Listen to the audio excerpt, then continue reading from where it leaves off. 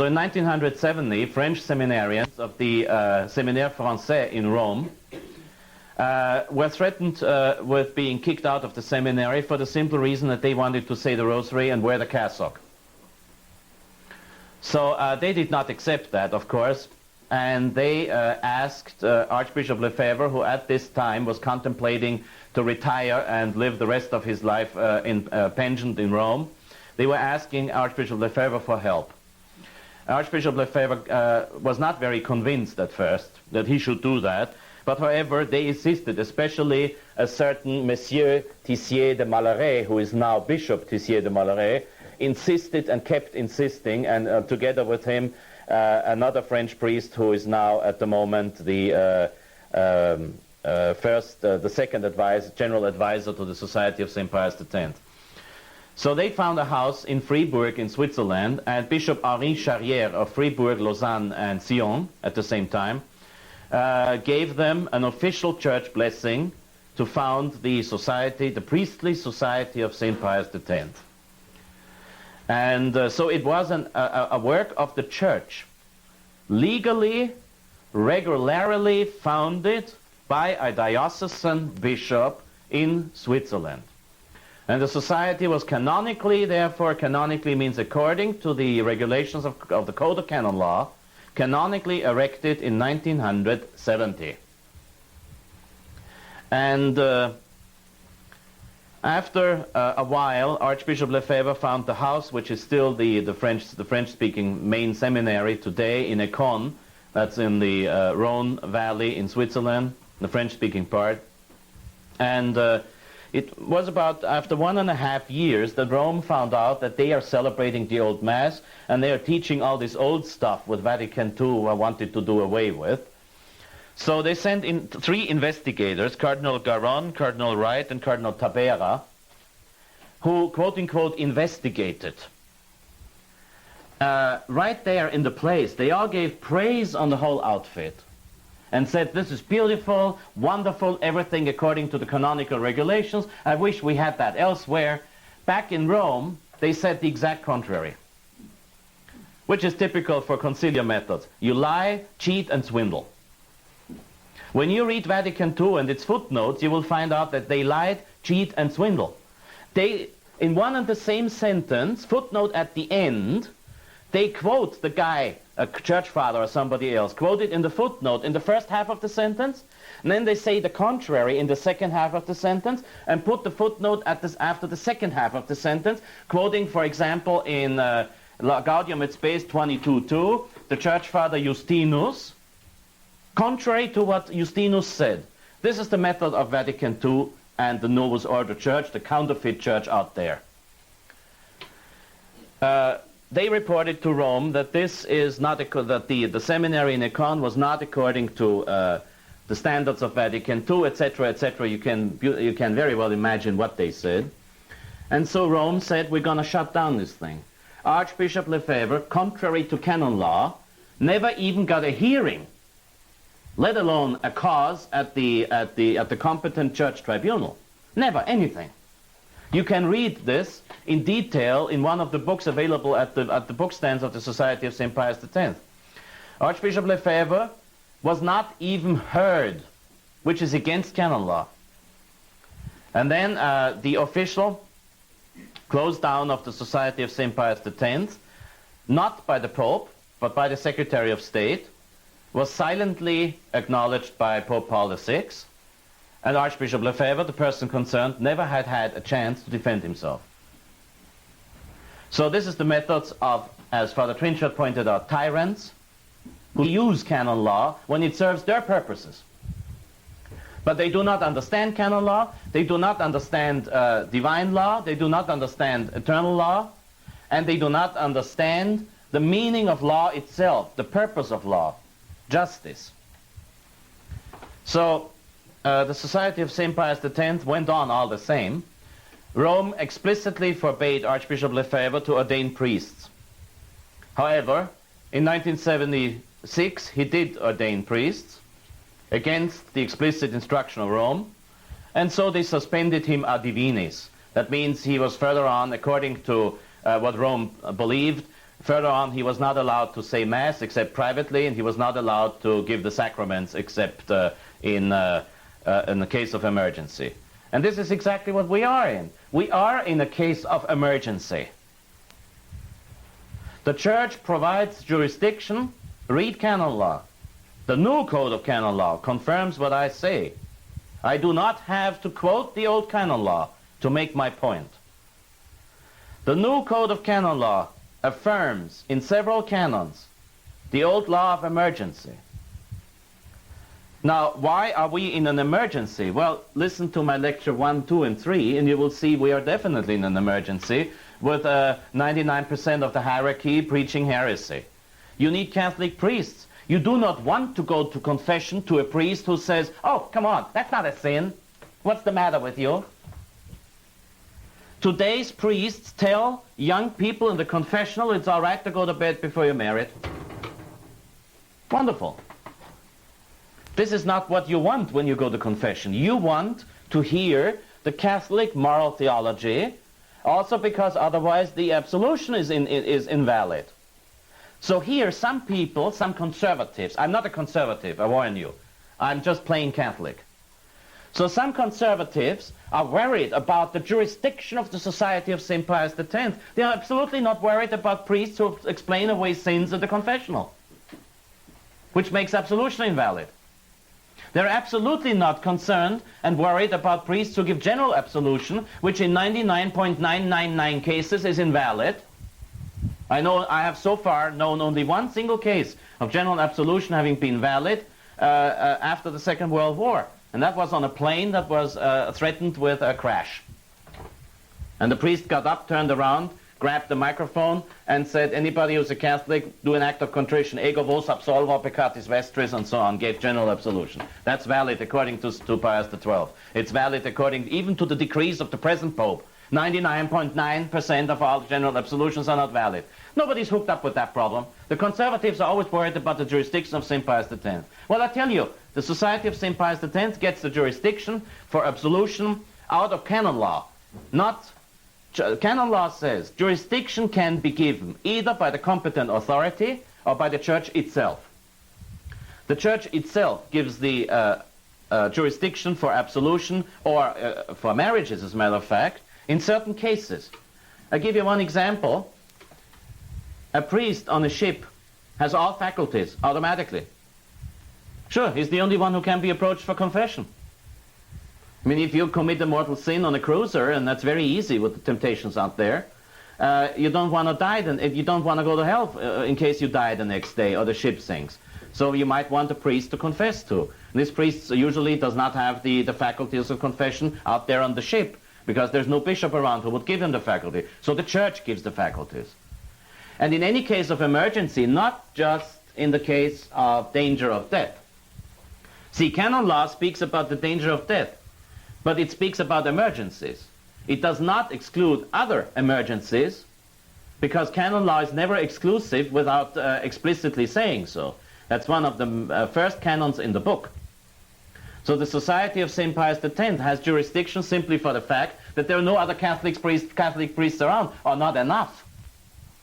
You're not, as a Catholic, you are not under the obligation to take a plane into another city in this country to be able to find a Catholic priest for confessing, you want to confess to. That would be ridiculous. The Church is never ridiculous, because canon law can never be above the highest law of the Church, Canon 1725 of the New Code of Canon Law. Suprema lex ecclesiae salus animarum. The highest law of the Church is the salvation of souls.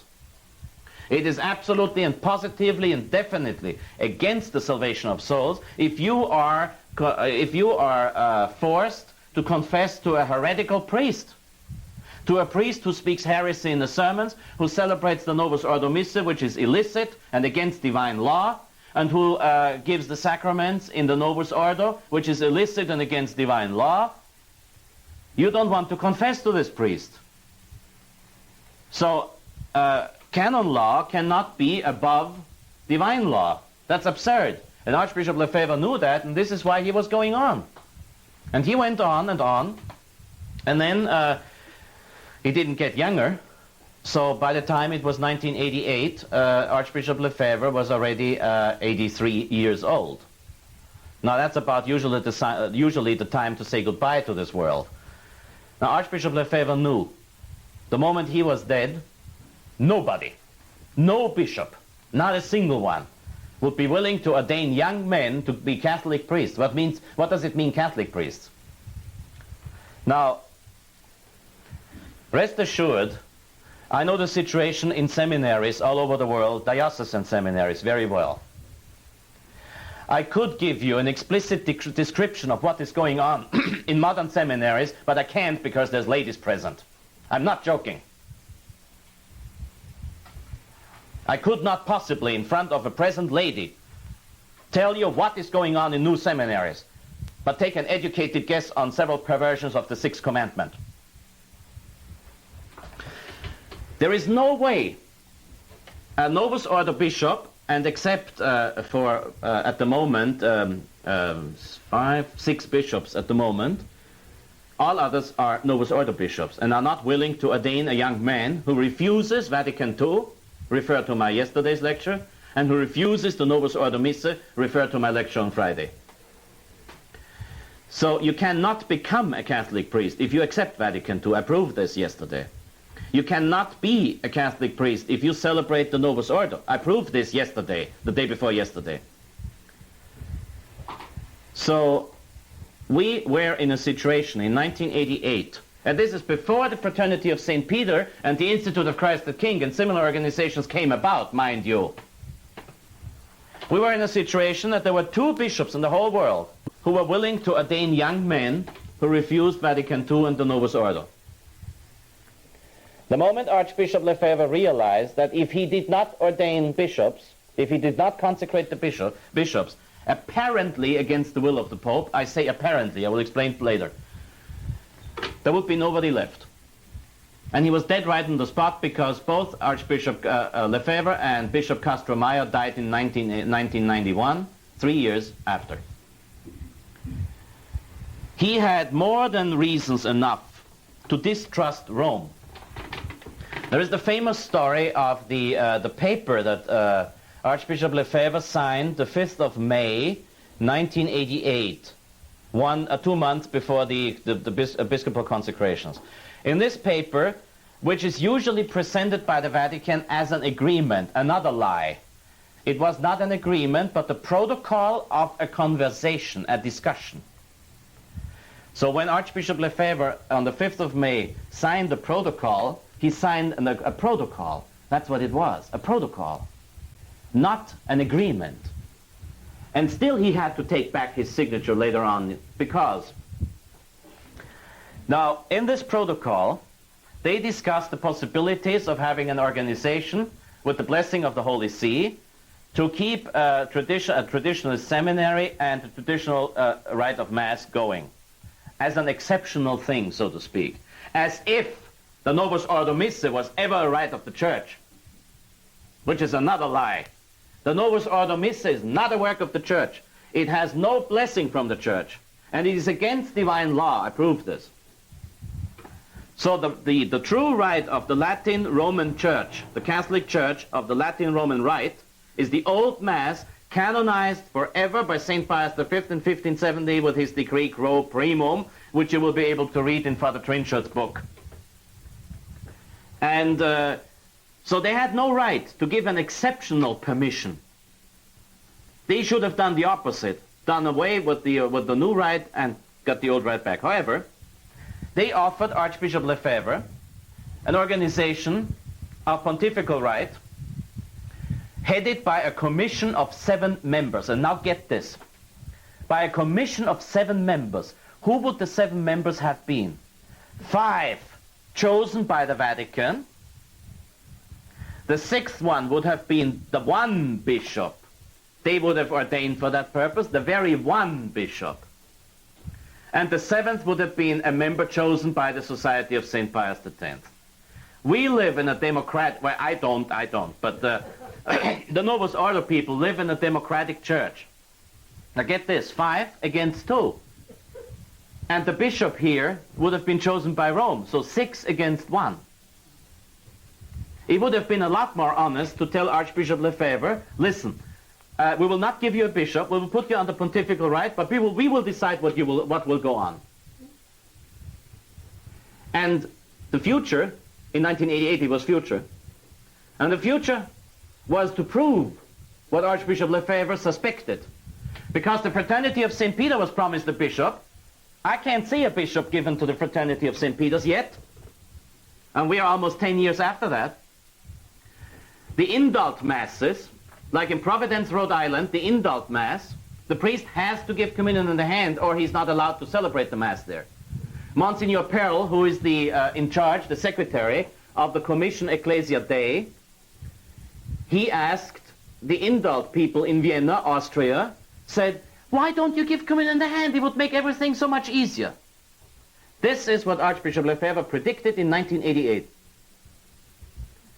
So when he found out, he went back to Rome, he asked Cardinal Ratzinger, when are you going to give me this bishop? I'm not going to live for long anymore. And Cardinal Ratzinger said, oh, I can't give you a date. I can't give you an exact date. Archbishop Lefebvre tried again. He said, well, how about the 15th of August? Can I rely on your consecrating a bishop for my purposes the 15th of August? Oh, no, I can't give you a definite answer on that. Well, what do you call that? In English, it's called stalling. And stalling usually has not exactly an honest purpose, except in war. So Archbishop Lefebvre said, okay, I see what's going on. Emergency applies. Emergency is there. We have a case of emergency. The rules for self-defense, the rules for defense apply. And the 30th of June, 1988, he consecrated 4 bishops. And Archbishop Lefebvre realized he needed 4 bishops because by 1988, his organization was worldwide. And he has a bishop in Argentina, and he has a bishop in the United States, Bishop Williamson in Winona, the local seminary. He has a bishop in Switzerland, who is now the Secretary General. And he has a second bishop in Switzerland, Monsignor Tessier de Malaret, whom I mentioned before. And those 2 bishops in Switzerland are not always in Switzerland because they have to do an awful lot of traveling all over the world. Last time I met Fillet, he had just been coming back from somewhere, I remember not, yes, the Philippines. So these 4 bishops, thank God they're young, but these 4 bishops are under a constant stress, they're in constant traveling, and I thank the Lord we have 6 bishops now because there's the 5th one, Monsignor Rangel in the Diocese of Campos in Brazil, which would be a story for another lecture. And Monsignor Lasso, a retired bishop from the Philippines, God bless him, who has joined the Society of St. Pius X. This emergency, which can easily be proven in canon law, this emergency caused Rome to found a new organization, the Fraternity of St. Peter. Some of the priests, most of them, by the way, not in disagreement with the consecrations, the episcopal consecrations, that's another one of those tiny little dishonesties, or deviations from truth, or as you put it in politically correct speak, untruth. Most of them didn't leave the Society of St. Pius X because they were against the episcopal consecrations, but because they wanted to leave anyway. So now they had a new chance. And the Fraternity of St. Peter was founded for the only and exclusive purpose to get people away from the Society of St. Pius X. Ain't that nice? So, an organization like this does not have the blessing of the Holy Spirit because the Church does not do things like this. The Church does not do that. Enough about the Fraternity of St. Peter. Why did I say before that Archbishop Lefebvre consecrated those 4 bishops with the will of the Pope? What is the will of the Pope? What is it? Now, the present Pope is a man who says Christ is really substantially present on the altar in Mass. And then he celebrates a Mass that never mentions this fact. So what does he mean? In another one of his encyclicals, the Pope says, only if you have the full Catholic truth you can be saved. And then in another place he says, Christ does not deny salvation to the efforts, mind you, of Protestant churches. Doesn't mean the individual Protestant. Maybe. But the efforts of Protestant churches, never. So what does he mean? Well, if I'm nice to the Pope and I'm respectful to the Pope, and I have to choose between one of his two opinions, I will choose the one that confirms with church tradition. Now, if the Pope says to Archbishop Lefebvre, I don't want you to ordain these bishops, but at the same time, in writing, he has signed the new Code of Canon Law, which in Canon 1725 says the highest law of the Church is the salvation of the souls, and Archbishop Lefebvre was able to prove that the salvation of the souls depended on correct theology, on correct confessors, and on the only right of the Roman Catholic Church. He had the will of the Pope, the real will of the Pope, the will of the Vicar of Christ, the will of the successor to St. Peter, not the will of Karol Wojtyła, John Paul II. Again, another one of those contradictions. So what would he have gone according to? I mean, you don't choose the heresy, you choose the orthodoxy. Okay? So he went on, and as a matter of fact, at the Episcopal consecrations, the 30th of June 1988, the Mandatum Apostolicum was read. The Mandatum Apostolicum is a letter, and there's a prescribed formula for it, that says, I, John Paul II, bishops of the Church, a Vicar of Christ, Bishop of Rome, Archbishop of etc., Primate of Italy, and Patriarch of the West, and so on, and servant of the servants of God, hereby allow you, Bishop so-and-so, or Archbishop so-and-so, or Cardinal so-and-so, or anybody in good standing with the Catholic Church, to consecrate the following priest, to the bishophood. Archbishop Lefebvre, of course, could not put in the name John Paul II, so he said the Church, exactly according to canon law. If my bishop refuses to give faculties of confession to me, and one of you comes to me and says, Father, I want to confess to a Catholic priest, could you hear my confession? I got, in that moment, latest in that moment, I get the faculty from the Church, and that is declared in canon law. Archbishop Lefebvre received the faculties to consecrate those bishops because of the emergency situation in the Church provided by canon law. These were canonically correct consecrations. You understand this? And that's basically the story of the Society of St. Pius X. And they're the only ones who, unlike me in rather milder terms, but very definitely, acknowledge the fact that the present Pope's encyclicals are packed with heresy. The Fraternity of St. Peter officially agrees with Vatican II and officially agrees with the present Pope's encyclicals. So they are not Catholics, officially, objectively. They are formally not Catholics. Formally, in their heart, I don't know. I have friends in the Fraternity of St. Peter's who are good priests, but formally, they're not Catholics. Formally, they're in heresy because they sign and affirm officially, formally, objectively, heresy, which means Vatican II. Refer to yesterday's lecture. And the same with the Institute of Christ the King.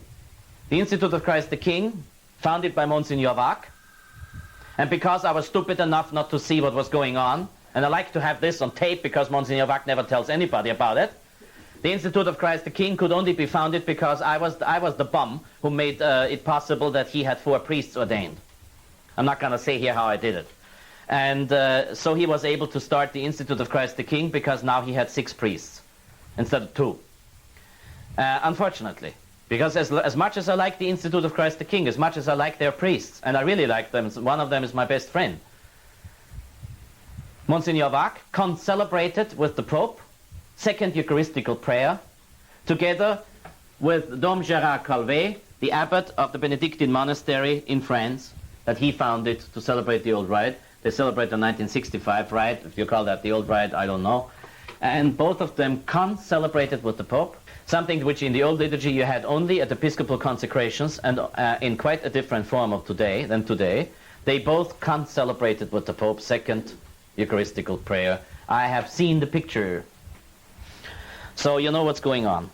You cannot say that the Novus Ordo is against divine law and then celebrate it for diplomatical reasons. Either you mistakenly say this is the liturgy of the church, then you might as well celebrate it, or you say what I say, it's against divine law, and that's the reason why I'm not celebrating it, then you can also not do it for diplomatical reasons. And if they do not say, if the Fraternity of St. Peter and if the Institute of Christ the King do not say that the Novus Ordo is against divine law, then why do they celebrate the old Mass? Because it's more beautiful? Okay, they're running a museum. Anybody who receives his faculties and his blessings from Ecclesia Dei, except for useful purposes. I got the decree of Ecclesia Dei here. Now this is on tape and they might take it back, but I'm deadly afraid of this. Here's the decree of the Ecclesia Dei Commission that allows me to celebrate Mass privately in the old rite. But sometimes it's useful. I don't believe in this. It's null and void, but sometimes it's useful. And if they want to take it back, let them take it back. Okay, I got my travel luggage altar. The reason why I mention the Fraternity of St. Peter and the Institute of Christ the King is not to put them down, especially not the members. Monsignor Wack, the founder of the Institute of Christ the King, is a friend of mine for now 18 or 19 years. And some of the priests of the Institute are friends of mine, some of the priests in the Fraternity of St. Peter are friends of mine. Friendship usually is, especially among men, something that does not necessarily concern religion and politics. With me, a lot more politics than religion. So I have Episcopalian friends and I love them. The reason why I mention them is to explain to you why I want you, if it is possible, to go to the Masses of St. Pius X. Now, if you happen, I don't know the geographical situation here, if you happen to live around the corner of a chapel of the Institute of Christ the King or the Fraternity of St. Peter, and the chapel of the Society of St. Pius X is 2 hours away, of course you're allowed to go to the, provided it's the old Mass and they don't give communion in the hand there, because like they do in indult Masses, or if you live around the corner of the indult Mass, and they do not commit sacrilege there, you're allowed to go there. But, I warn you, first of all, there's two dangers. First of all, in their sermons, you cannot be sure you will get the doctrine of the Church. Now, with the Society of St. Pius X, even if a sermon there might be incredibly boring, it will never be against the doctrine of the Church. With the indult Mass and the Fraternity of St. Peter, there's a probability that they will tell you the truth, but you don't know. And there's another thing. When you go to communion with the Society of St. Pius X, you definitely know that the little hosts distributed to you were consecrated by one of the priests of the Society of St. Pius X within the old Mass. With the indult Mass, you might get the host that some liberal, hippie 1968 generation priest in an invalid celebration attempted to consecrate. So they're only cookies, crackers. With the Fraternity of St. Peter, you can go to communion without hesitation. Because if it's their own chapel, if they are not just borrowing the chapel, if they have their own chapel, then it's only them who celebrate there, so the Blessed Sacrament is valid. However, you have to be careful. If you can't go to anywhere else but to the indult Mass, go, but don't go to communion. You don't have to. The Church says you must go to communion once a year. Well, once a year you will be able to drive 3 or 4 hours to the next chapel, if you have to go that far, to the next chapel of St. Pius X and receive a definitely, positively valid communion there.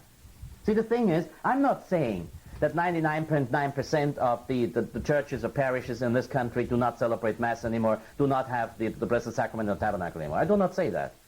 I only say one thing, which Pope Innocent III said. You always must. Now this is official church doctrine. You always must adapt the safer course. You are not allowed to take chances with the sacraments. You're not allowed to. If you take chances with the sacraments, you're in sin.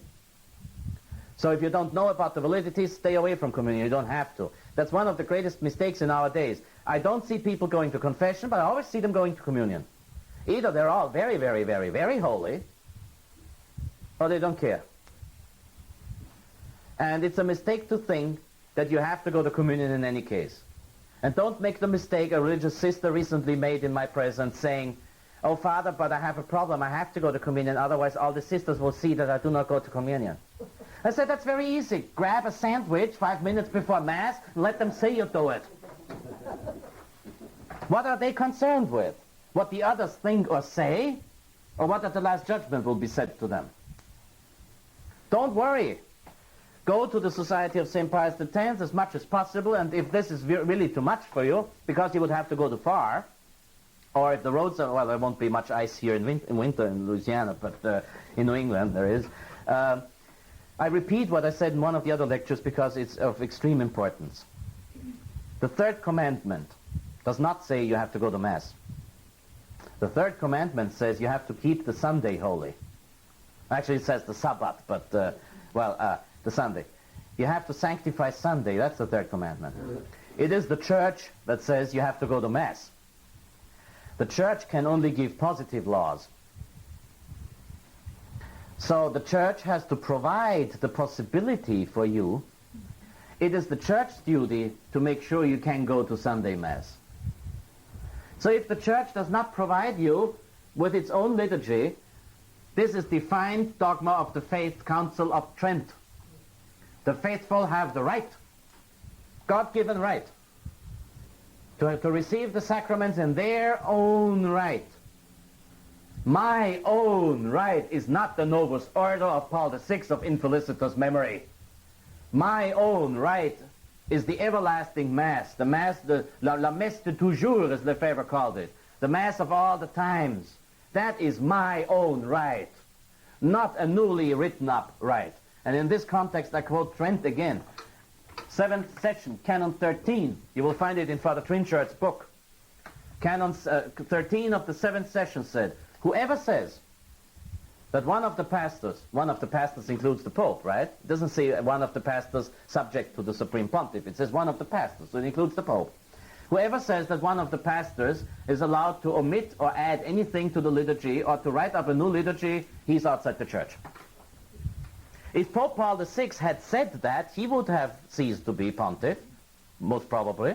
He never said it, he just did it. He never endorsed it either. He never put his signature to a decree that says you have to use the new rite. So Pius V said you must not create a new rite. The Council of Trent said you cannot create a new rite. And Paul VI did not say we have to use the new rite. So the book he created, the book he had written up by a couple of bureaucrats, this book is just simply null and void. And all Paul VI says in his introduction to the book, the Constitutio Apostolica Missaria Romanum of 1969, he says, I like this book, and I add 3 Eucharistical prayers. Nowhere does he say you have to use it. So if you use it, you're going against divine law, defined Council of Trent. You're going against divine law established by Pius V forever. And you think you're obeying something which was never decreed by Paul VI of most infelicitous memory. So you understand what I'm saying? The new Mass is illicit. It is not my right. The Council of Trent defined that I have the right to hear Mass according to my right. So what do you do if you cannot have the old Mass? Because it's too far away. Father Schmidberger once said, and I think he's an authority on those things because Father Schmidberger is not known for being overly indulgent with people. Father Schmidberger said, if you have to drive for more than an hour to get Mass, then you are dispensed. Well, the European standards. I mean, 1 hour in Europe is like 5 hours in Texas, right? So your conscience will have to tell you what you do. But in New England, on icy roads, I would never tell anybody to drive an hour to Mass. It's ridiculous. You don't have to risk your life for something the church guarantees to you and does not give to you. You are not obliged to risk your life for that. Absolutely not. The church has dogmatically defined that you have a right for the old Mass, and it doesn't give you the old Mass. We need a so-called excommunicated group to provide so-called, I will come back to that, we need a so-called excommunicated group to provide us with what the church guarantees dogmatically defined in the Council of Trent. This is ridiculous. So you will hopefully not misunderstand when I'm said you are dispensed when it is sub gravi incommodo, as the church says, under grave incommodity. What do you do in that case? Or you sit home and you say an additional rosary to the rosaries you usually say. Oh, please don't give me the cheap thing, like you say a rosary every day and then you say one on Sunday instead of going to Mass. I mean, you have to understand that you will have to do a little bit more on Sundays to sanctify Sunday. If you are among the good and wonderful people who say the daily rosary, then please say a second or third one on Sunday. And take your Sunday missal and read the Mass. You don't have to read the entire Mass. It's one of those mistakes, people who want to concelebrate with a priest like me who celebrates Mass in 20 minutes, and then they can't keep up, and afterwards they say, Father, I couldn't follow you. And I say, what's the matter with you? You want to concelebrate? Read the reading of the Gospel and pray. In the old days, you didn't have a missal to follow Mass. The priest would tell you, say a rosary, or he would hand you a book with a Mass devotion. So don't pretend you have to understand every prayer. You don't understand it anyway. And don't think that you have to follow the priest with every single line he says. But at home, if you don't get to Mass, take your time for reading the Missal. God will accept it as your Sunday duty to be fulfilled. Naturally. A nurse in the hospital who's got 12 hours service there can't go to Mass. And somebody who's lying in the hospital in bed can't go to Mass. But he has to sanctify Sunday, and if it is only in intention, he has to sanctify Sunday. Because God himself cannot dispense from the third commandment. Because the three commandments concerning himself he cannot dispense of. God cannot dispense you from believing in him, from having to believe in him. God cannot dispense you from not abusing his name. And God cannot dispense you from fulfilling Sunday obligation. But if the church does not give you the possibility of fulfilling your Sunday obligation the way the church wants it, then it's the church's fault that you can't do it, and not yours. And now, as far as the excommunication is concerned, well, I told you that Archbishop Lefebvre was indeed, in reality, following the official, formal, according to church tradition, established will of the Supreme Pontiff. So the excommunication is invalid, of course. According to Canon 1325, I believe it is, don't kill me if I made a mistake, of the new Code of Canon Law, which was signed by the present Pope in 1983, according to this new Code of Canon Law, which says, if somebody commits a crime against a canon of this book, even if he erroneously is in good conscience, he cannot be punished with the full punishment. So the excommunication provided by canon, forgot which one, for illegal and illicit episcopal consecrations does not apply, period. And Cardinal Ratzinger said so. And recently at the Gregorian University in Rome, a doctoral thesis was accepted with the highest mark that proved this to be a fact. So the only one who is still saying that Archbishop Lefebvre is excommunicated is the Fraternity of St. Peter, needless to say. And the Indult people. Cardinal Ratzinger doesn't say it. The Pope privately doesn't say it. He's not honest enough to come out in public against his fraudulent decree of 1988, to which I will come back. And the Gregorian University, right under the eyes of the Pope, accepts a doctoral dissertation on the subject, saying that Archbishop Lefebvre is not excommunicated. And recently, Cardinal Ratzinger was asked by a pious lady in Germany if why the congregation, why the Secretariat for the non-Catholic religions does not extend its ecumenical activities towards the Society of St. Pius X. Cardinal Ratzinger, in writing, answered in writing, the Society of St. Pius X is not outside the Church, it is only disobedient, which of course we know it is not. We know they are not disobedient. But Cardinal Ratzinger put in writing that the Society of St. Pius X is not outside the Church. He dares to contradict his Pope, who in 1988 in the document Ecclesia Dei 3 times says they're outside the Church. So who's right again? Well, this is the thing with the Novus Ordo Conciliar Church of the New Advent, as the Pope calls it. I would have never dreamed up this term. The Church of the New Advent is fraudulent. And the document Ecclesia Dei, not only, as I pointed out in one of my previous lectures, is heretical against the dogmatic Constitution Dei Filius of the First Vatican Council on the tradition of the Church, quoting Dei Verbum number 8 of Vatican II, which gives an erroneous interpretation of tradition. It is also fraudulent as far as canon law is concerned because it just does not mention the necessary canons, which explain that Archbishop Lefebvre, the 4 bishops who he consecrated, and the co-consecrator, Bishop Castromayor, thank you, never were excommunicated. So I cannot call the Pope a liar because I do not know if he deliberately lies. I can definitely call him an ignorant of canon law. That's not a sin. I have to presume in charity that he did not deliberately lie. In this case, I have to conclude the guy doesn't know his own canon law. Sorry. But Ecclesia Dei proves what I say. The Pope does not know his own canon law. And this has been proven. If you want to read the 600 or 700 pages Father Mary of the Archdiocese of New York presented as his doctoral dissertation, then just call the Archdiocese of New York. They will provide a photocopy. And so I think I have pretty much explained the situation of the Society of St. Pius X. I should, almost as a gag to this, as a joke, add what happened when Bishop, what's his name, Ferreiro or something like this, of Hawaii. The Bishop of Hawaii. Well, who cares what his name is? The Bishop of Hawaii, there's a Catholic group there who wanted Bishop Fillet to come over to give confirmation to their children. So the local Bishop of Hawaii excommunicated them. Well, it was Rome, of course, not being the fastest ever. It needed some 2.5 years, but then Rome took the excommunication back and told Bishop Ferreiro, whatever he's called, of Hawaii, sorry, pal, you cannot excommunicate them because they're not outside the church. He said, you can suspend them. Fine. This is a disciplinary, not a theological punishment. And that's bad enough. But just to show you, Rome does not know where they stand. But unless I can tell you one thing, I know where I stand. Thank God. Thank you. Cheers.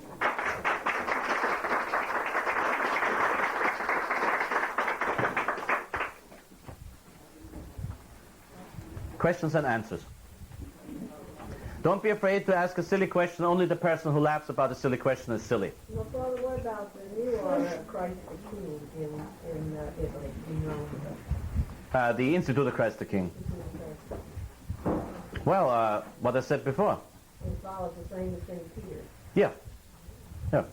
They celebrate validly, they consecrate validly. If you know that it was them who consecrated the Eucharist, you can go to communion there. But I have never heard a bad sermon coming from them. They're much better than Fraternity of St. Peter. This is sort of generalizing judgment, of course, but I don't see any problem there. It's just beware, be careful. That's all. The only ones you don't have to be careful with is Pius X. This is what I'm saying. Okay. Well, I Yeah? was told that signs in the church in St. Peter where the Pope will not give communion in the hand. Is that true? That was true until 1990. When I was serving in St. Peter's at the Novus Ordo Mass at 5 o'clock in the afternoon in Latin there, I was responsible for the Blessed Sacrament for 5 years. And I made sure that nobody gave communion in the hand. I didn't always succeed, but I tried my best. And one of the auxiliaries of the Archdiocese of Philadelphia got to understand my wrath when he started to distribute communion in the hand. Now, you have to give communion in the hand upon request in St. Peter's, because the new Archpriest of St. Peter's is none else but Cardinal Virgilio Noé, one of the principal manufacturers of the new liturgy. As a matter of fact, this is something you should know, because then you will understand why I'm critical with this Pope and many people. When Dom Gérard Calvet, the abbot of the monastery of Madeleine de Barou, who later on, unfortunately, concelebrated with the Pope, as I mentioned before, when he came to Rome in 1989, he wanted to say the old Mass at the altar of St. Pius X in St. Peter's Basilica. And he had arrived, get this, he had arrived at the offertory when Cardinal Virgilio Noé walked up and said, "You can't do this here. You will not celebrate the old Mass here at the offertory. That's a canonical crime. That in the old days, when the church was healthy and sane, this merited automatical excommunication. That's a sacrilege to interrupt Mass at the offertory. And now, this is not the worst. Cardinal Noé interrupted this Mass, and Dom Gérard Calvet the same day told the Pope. You know what the Pope's reaction was? I made Cardinal Noé what he is now. Period. Boom. This is not a lawful church. This is tyranny. Is it true that the majority That is not true. Only a tiny minority of the members of the hierarchy are members of the Masonic lodges. Look, with most of them, why would the lodges be stupid enough to accept them into the lodge if they do anyway what they want? And so the lodges don't need their membership. As a matter of fact, just before I was confronted with this so-called list of 120 Masons in the Vatican. That list is a fraud. The authentic list came out in 1976, I think it was, and contained 14 or 16 names, which I did some research on while I was in Rome, and I found that those, with 13 of those 16, I could prove they were Masons. Or it had been proved that they were Masons. And then a year after that, the lodge came out with a list of 120 persons who supposedly belonged to the Masonic lodges. Yeah, except that of those 120 persons, I know at least 7 who are definitely not Masons. One of them is the bishop who ordained me, an extremely good man. He's a holy person. He suffers from encephalitis now, and I want you to pray for him. His memory is gone, but he prays hours and hours every day. He gets up at 2 o'clock at night and wants to celebrate Mass because he doesn't know what time of the day it is. All he wants to do is to pray. It doesn't sound like a Mason to me. He was on the list, and it's just one example. Next question. When somebody tells us going to Pius X, we're excommunicated or in schism, do we refer them to that new canon code 1325? Yes, and you refer them to the Council of Trent, which says that each faithful has a right. And when Council of Trent says that, that means it's divine law. Okay. By divine law, each faithful has the right to receive the sacraments in his own right. The new right is written up by bureaucrats. It is not the right of the Catholic Church.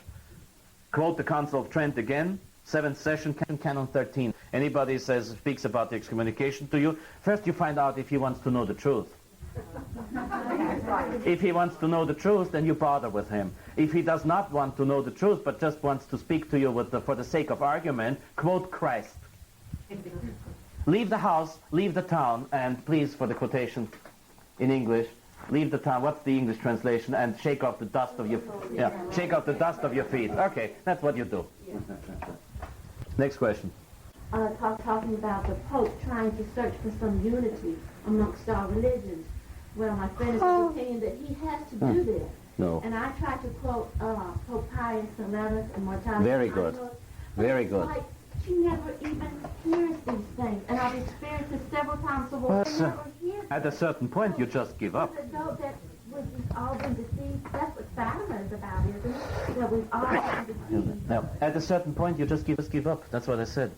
The moment if you see that this is a poor, misled person, be patient.